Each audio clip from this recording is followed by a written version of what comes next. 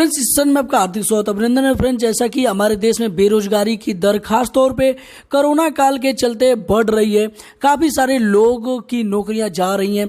इस बात को ध्यान में रखते हुए ESIC employ state insurance corporation द्वारा अटल बीमित व्यक्ति कल्याण योजना के तहत राहत देने का काम तेज कर दिया गया है और कुछ लिमिट समय के लिए इसके जो नियम है उनमें काफ़ी ज़्यादा बदलाव कर दिया गया है, जिसके माध्यम से अधिक लोगों को इसका लाभ मिल सके।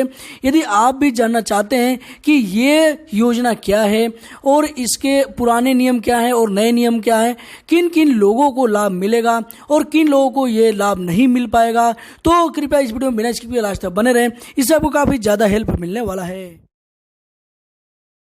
इस योजना के अंतर्गत वह सभी कर्मचारी जो कंपनी ऑफिस या अथवा इससे रिलेटेड जो भी संस्था है उनमें काम करते हैं और यदि उनकी नौकरी छूट जाती है तो इस स्थिति में ईएसआईसी के द्वारा उन्हें 24 महीने यानी कि 2 साल तक आर्थिक सहायता प्रदान की जाती है। वे सभी कर्मचारी जो ईएसआईसी के अंतर्गत बीमाकृत हैं वह इस योजना का लाभ उठा सकते हैं। यह आर्थिक सहायता उनके वेतन के हिसाब से ही उन्हें प्रदान की जाती है।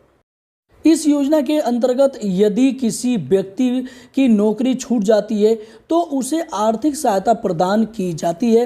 यह आर्थिक सहायता पहले वेतन की 25% थी, जिसे बढ़ाकर वेतन का 50% कर दिया गया है।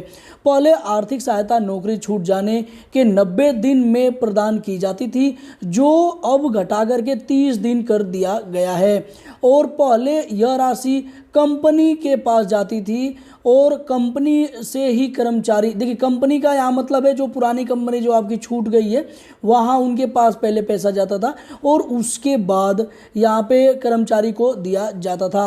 अब ईएसआईसी के द्वारा यह धनराशि डायरेक्ट लाभार्थी के अकाउंट में ट्रांसफ़र की जाएगी।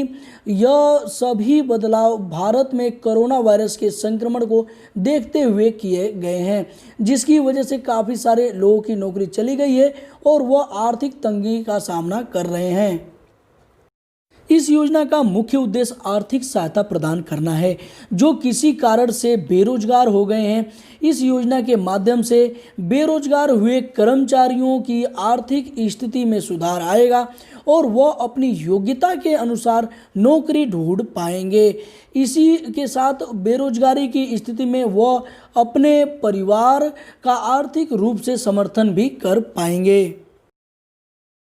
इस योजना की शर्तों में कोरोना काल के चलते ईएसआईसी द्वारा नियमों में बदलाव किया गया है। यह बदलाव 24 मार्च 2020 से 31 दिसंबर 2020 तक चलेगी। इसके बाद 1 जनवरी 2021 से 30 जून 2021 के बीच मांग और ज़रूरत के आधार पर यह निर्धारित किया जाएगा कि यह बदलाव जारी रखना है या फिर इसे अब बंद कर देना है। इस योजना का लाभ वो ही व्यक्ति उठा सकता है जो न्यूनतम 2 वर्ष की अवधि के लिए बीमाकृत है तथा बीमाकृत व्यक्ति ने बेरोजगार होने से पहले कम से कम 78 दिन काम किया हो। यदि कोई व्यक्ति इन 2 शर्तों को पूरा नहीं करता है तो वह इस योजना का लाभ नहीं उठा पाएगा। इस योजना के माध्यम से कम 35 लाख कर्मचारियों को फायदा मिलेगा।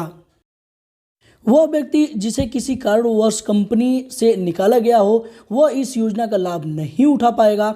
यदि किसी व्यक्ति पर कोई आपराधिक मुकदमा दर्ज हुआ है तो वह इस योजना का लाभ नहीं उठा पाएगा।